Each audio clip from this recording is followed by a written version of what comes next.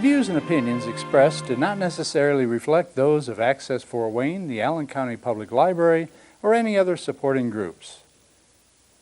If you'd like to produce a show, call us at 260-421-1250.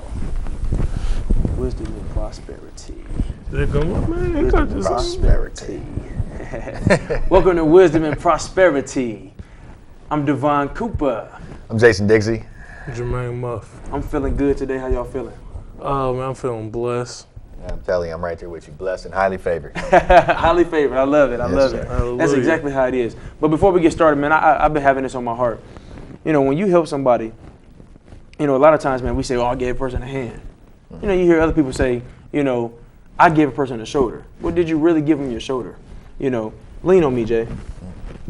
I mean, like literally lean on the top of my shoulder and pull me down. You know, I'm giving you my shoulder, right? Yeah. 'Cause my shoulder is given. I can feel it. You know, but here's what I want to do. I want to lift you. Let me give him relax now. You still got to work. I want to lift you. I want to give you my shoulder, man. I want to sacrifice. I want to sacrifice a part of me for you. You understand? That's what you call giving a shoulder. That's what you call helping somebody, man. Would you agree? I agree totally. I mean, we and then on the flip side, you know, people have to be willing to, you know, let go of pride and get that help, get that shoulder from that person who's willing to give it. You know, I always have this analogy that I use. You know, if we're in the backyard, fenced in, where the water cannot get out and it's continuing to grow because it's flooding, and we have people on top of the garage. You know, you in the flood with me. I can't expect you to get me on top of the garage. But there's people on top of the garage with their hand out. Right. They say, come on, let me help you, Devon. Let me help you. Let me help you. Let me help you. I'm saying, no, I got my buddy right here who can help me get up there. But the only way you're going to help me get up there is if you drown. Right. Are you willing to die? I'm willing to die. I'm willing to die, but it just depends on who I'm willing to die for. You know, it's got to be for the right purpose. Man, that's powerful. That's powerful. That's what I was expecting to hear from a wise man. I don't know I'm wise. I know a few things. A few things, huh? What's up, Jay? Oh, man. I'm just saying. The other Jay, Jermaine. Oh, man, you know, I'm just, my daughter on the side, man, I was just telling her to be quiet. Okay. No, man, I got this other one, man. I've been having these put down because I wrote them down. I want to make sure that I remember this stuff, man, because it's stuff that came up on my heart, man. It's stuff that people really need to know, man. Because a lot of people say, if I had the money, I would give. But we just watched some tributes to people who have reached out and has helped a lot of other individuals, a lot of groups, organizations, and people in society. And I want this to be put on record. Everyone who has given or who are giving on a daily basis has not always been in that position to give. They have worked for that. So if you truly feel that you want to be a giver, you want to give back to the community that you come from or any community across the world, there's going to be sacrifices, man. So my question is, what are you doing to build for yourself, to put yourself at a higher level on top of the garage to pull somebody else up out of the flood? That's me just doing it's mental, man. I mean, it's all, you know, what you, you know, Muff was saying earlier, you know, what you feel in your heart, what you feel in your mind, you know, educating yourself, getting better, and, you know, what you know about you, you know, and I think the more you know about you, the more you can help somebody else, you know. It just goes back to you. I got something for y'all when it's over with. This is all about you, man. Define poverty. Define poverty, and then define poverty, and please explain to me why people have such a hard time accepting that they are in that position. I think it's poverty is a mindset. Poverty is you don't want to change, because I think once you're really poverty, you know, you're used to it, and you're comfortable with it.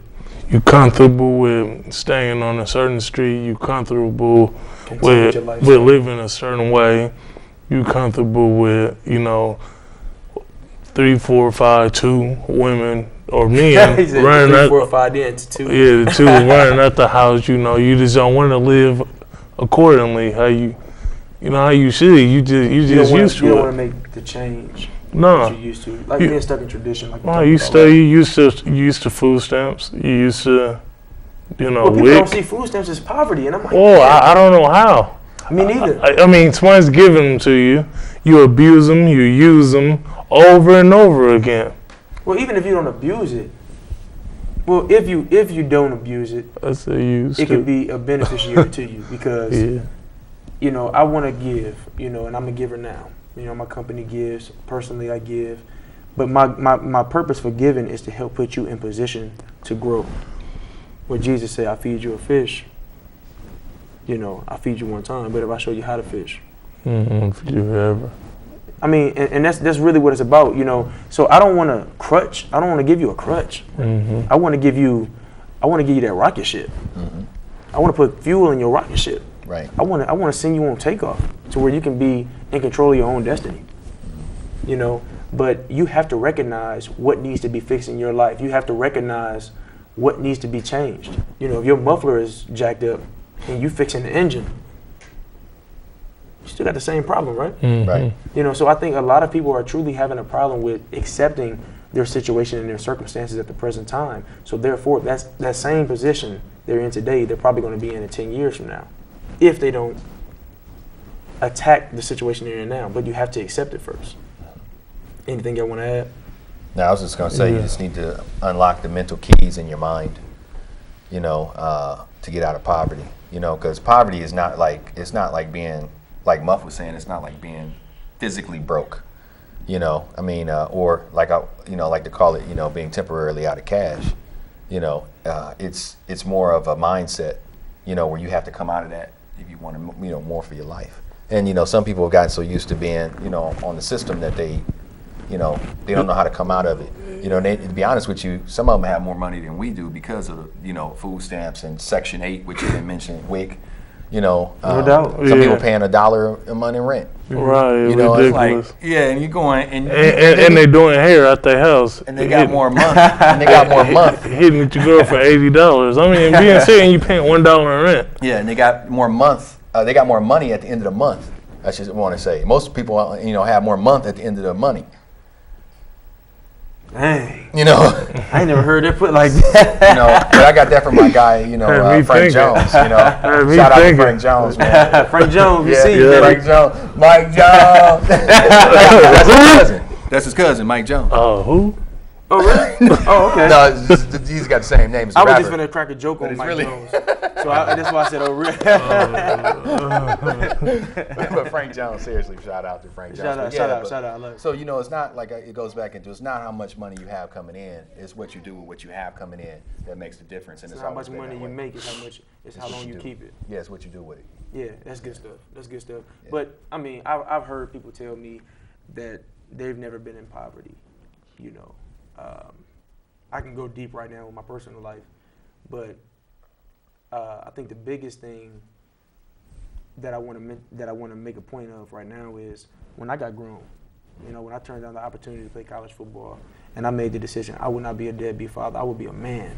I would raise my sons to be leaders, to be visionaries, men of God, focused competitors, you know, men of drive, passion, you know, responsibilities, taking care of 100%, not 50, not 75, not 99, 100%, and even if you can go 110%, plus 10. You know, if that make any sense, that was 120% if you did your math. That was. But I made that decision, and you know, it was good because, you know, I got criticized. You know, you should be on the football field, but I made that sacrifice for my family, man, and I went through some of the hardest times. You know, actually building for that. I had no clue what direction I was taking. I was steady trying to learn. I was reaching out to certain men, certain people, but I figured it out, man. I figured it out, you know, and the reason I wasn't in poverty when I was sleeping in a car, the reason I wasn't in poverty, you know, when our lights was cut out and my sons was asking me, Daddy, how we gonna eat tonight? You know, when my wife was asking me, what we gonna do? The reason I wasn't in poverty is because I kept a great relationship with God. I didn't have the money physically, but mentally I knew where I was going. Mm-hmm. You know, when I first started my first business, I talk about it all the time, I sold everything in my apartment. I got criticized by family members and loved ones. I'll never forget it, you know. But when I took the money that I made, I probably made about $2,000 for selling flat screen TVs, furniture, and anything in my house that I can find of value that I said, we don't need this right now. I was able to invest into my vending machine company that led to my locksmith company that has led to all the big things I'm into now that we're going to keep confidential because it ain't nobody's business. But that was the most memorable part of my life. And this is in the same year that my brother was murdered, my mother was shot. Just all these things that could have made me a street competitor rather than a vision and a brand builder for God, you know, for my family, for the people who were looking at people watching you when you don't know they're watching. You know, so I'm a leader, man, and I take pride in that. But that point right there, I just had to make. You know, I wasn't in poverty at that point because mentally, I was on the same level as Donald Trump, but even more happier. You know, my wife was even more happier than his wife. I don't know them personally. I'm just that's the level my mind was on. You know, my sons were already going to school, taken care of. Finna send my son to a private school this year. I thank the Lord for that. You know, all glory and honor goes to Him. But poverty, like you said, truly starts off in the mind. You know, but you have to recognize what poverty is before you can actually make the changes that are necessary. Well, do you think it's a choice? Sometimes, most of them, a lot of it, yeah. Well, poverty is definitely a choice. Again, I could have easily went and robbed that restaurant when I was going through my temptations, man. I mean, I got plenty of friends. We have plenty of friends who are in prison right now for making that decision. It was in my mind at one point through the pressures of me having to feed my family and not having somebody to truly reach out to that I can trust that wasn't going to throw it back in my face. Well, a lot of people, the reason I asked that, because a lot of people don't think it's a choice. Oh, I was born like this. It's a choice for you to go in there. We were always born into it. None of us were born close to a silver spoon. Right. Again, you know, when you sit down and watch your mother, you know, cry tears, trying to make things happen for you. You know, when you watch, when you eating, you know, when you're not full, and your children or your mother, you know, is telling you, hey, I'm fine. You know, she's hungry. You know, that stuff hurt, and that stuff I will never forget. You know, and I know there's, you know, people say it all the time. Well, there's people who's been through worse. Tell me what is worse: an African who has a certain lifestyle, and not just an African. I'm gonna change that up. Anybody, like you just mentioned, you have people on food stamps who eat better than people who work every day. Yeah. You know. They take it for granted. Oh, no doubt about it, man.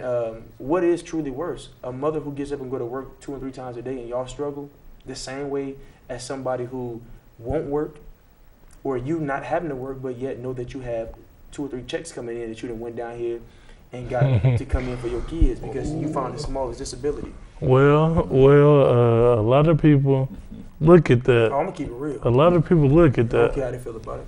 A lot of people look at that. They say, "Why am I working like this?" And they fall into the trap.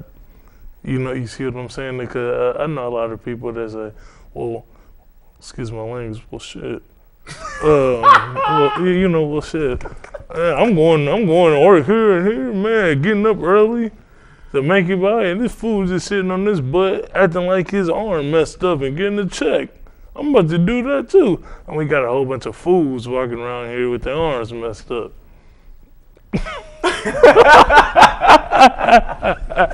I don't know where this conversation just went now.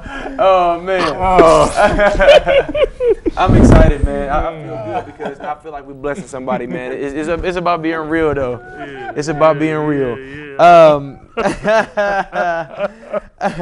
Okay. What puts fear into children more than anything else? Oh, man. That's funny. I'm going to say not saying a strong role model at home. I think that puts fear in children more than ever. When you saying not having a strong role model? Yeah, like you know, the parents, because that's who they first see, you know. And I think that plays a big part in this. Yeah. You know, if they see, you know, because you lead by example, I think is where I'm going with this, you know. So if they see you, you know, not doing much, not really, you know, you don't know really where you're going in life. So how do you know where to go? That's good stuff, man. You know, I'm gonna say something. I'm gonna say something. You know, I'm gonna say it. Yeah. I ain't gonna say it how I want to say it, Yeah. but I'm gonna say it. Yeah. I think the biggest thing, and to be honest with you, afterwards, my mother had an explanation. It may have been weeks later. You know why I did that to you? No. But the AW process don't ask me what the AW stands for. The W stands for whooping. Yeah. It worked, man. And I think right now, hey, man, I remember times when my mom would show up. I was a class clown. And you know, you playing around, and then all of a sudden you look at the corner, and you're like, oh no, please, Lord. Who mama is that? That's Devon staring through the window at the classroom, and you in here acting a fool, and seeing at the corner of your eye, pretending that you ain't seen, always checking up. Yeah. She was on me. Yeah. You know, and I'm like, man, you know, I know she's finna come here asking what my grades looking like. She just caught me. I ain't getting no whipping when I get home. All my little girlfriends, everybody finna see what goes on at home right now. Right now. That's what they Hey, Devon, need. can I talk to you in the hallway for a minute? Yes, ma'am. You had to say yes, ma'am in my house. But no, you make a great point. I just wanted to add that in there, man, that AW process. Man, I got the brakes beat off of me, man. But with love, you know, I didn't have to, I wasn't getting abused. I didn't have bruises put all over me or nothing like that. You know, my mom was on me, man. I remember she said these words. She said, I would defend you when you're wrong. No, she didn't say that. She said, I would defend you when you're right. I was just going to mess everybody up, wasn't I? She said, I would defend you when you're right, you know, but I would discipline you when you're wrong. Right. I had it all twisted up. And I just remember a time, man, where I put my foot in the aisle on the school bus. I was in elementary, man, and I got escorted off by the cops, man. I was probably 9, 10 years old. My mama went off. The cop escorted me, or he just wouldn't keep his foot in the aisle. Like, man, there's 4 people in the seat. My mom went off on that cop. You know, and the bus driver, you know, he had to hear from her. But when I'm wrong, it's the other way around. It's the other way around. You give some of these kids, you give some grown-ups, adults, an inch, they're going to take a mile. You know, my mom never, ever, ever gave me an inch. And that put that respectful fear inside of me, you know? Right. That put the respectful fear inside of me. And along with that physical aspect of things, the AW process. Yeah. I got stumped. No, nothing wrong with that, man. I mean, you're basically saying what my Aunt Will is saying, and I'll sum this up for you guys. You're saying that what your mom gave you was she put the fear of her in you first and the fear of God in you later. That's basically what you said. Yeah, that's another thing, too, she did, man. I remember falling asleep in church, and you get hit with that. I think when she pinched, she would let just these 2 fingernails right here grow just enough to where they won't break, but where they'll stick to your skin. And she would pinch you so hard in the middle of your sleep, man, you wanted to shout and they think you had the Holy Ghost. Mama. But you couldn't fall asleep in church, man. I was young. But at a point, you know what? The pastor started saying things that would interest me as a young man. You know, this book of the law should not depart from your mouth, but you should meditate in the day and night, and then you will find your way as a man. I'm like, hold on. So now I'm studying this word now. So her keeping me woke when a lot of these kids were allowed to sleep.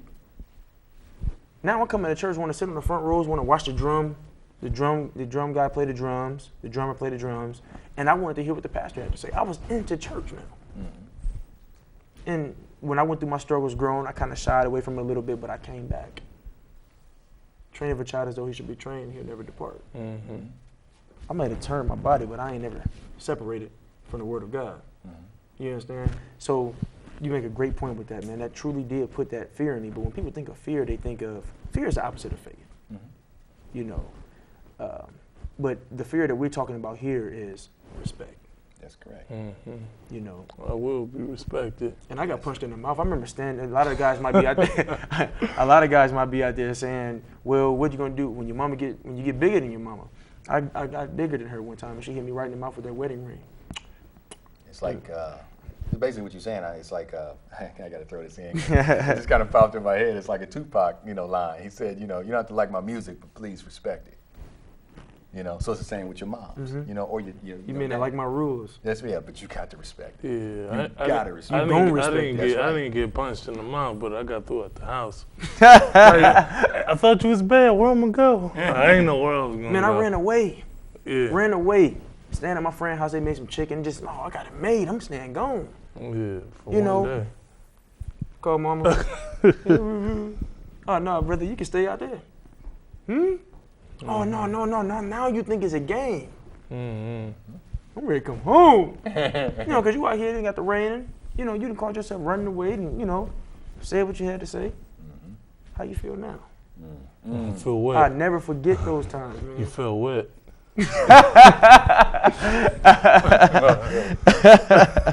No, but anything else y'all want to add, though? I mean, like Jason said, with the parents, for me, it wasn't so much parents, but it was like role models. People that I had, if it was at school, Mrs. Dortch, big ups to Mrs. Dortch. Shout out. She was tough on me. I used to be a crybaby, but my mom didn't say I was a crybaby. My mom didn't tell me I was a crybaby. Mrs. Dortch did. And that's it. Is like, man, you a crybaby. It hurt, bro. I'm like, dang, I am one. Hey, sometimes the AW process, man. Yeah. She didn't whoop you physically, but she whooped you mentally. Yeah. And pain make you remember stuff. And she was a principal, man. She almost did it physically, though. Yeah, man. Okay. Let's add this in. What are the first steps, or what's most important, I should say, with bettering the community, and where did you draw the line at with helping individuals? First, what are the most important things about helping the community better itself? That's simple. When you better yourself, you can help better your community. That's true. Because you are an example.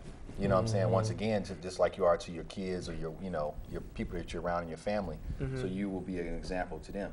So when you go out, you know how they say your name, Jermaine Muff, Devon Cooper, Jason Dixie, whoever it may be, you carry that everywhere you go. So carry that name well. In the Bible it says it's better to have a good name, right? Than riches and what? Fame. There it is. Because if you have a good name, then all that other stuff will follow behind that. So, you want to add anything?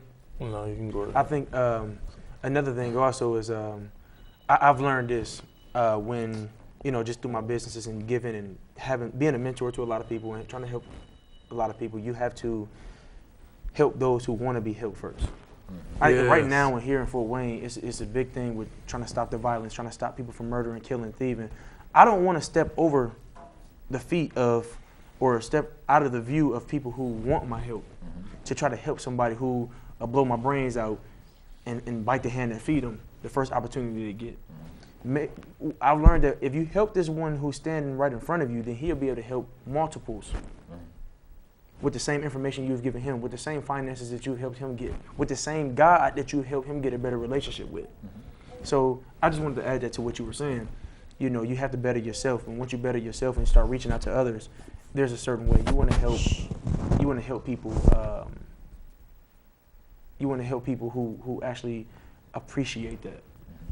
you don't want to basically you don't want to give your time to just anybody, is what you're saying. It's kind of like this one comic that I had the pleasure of working with. First thing he said is I feel like you're worthy of my time.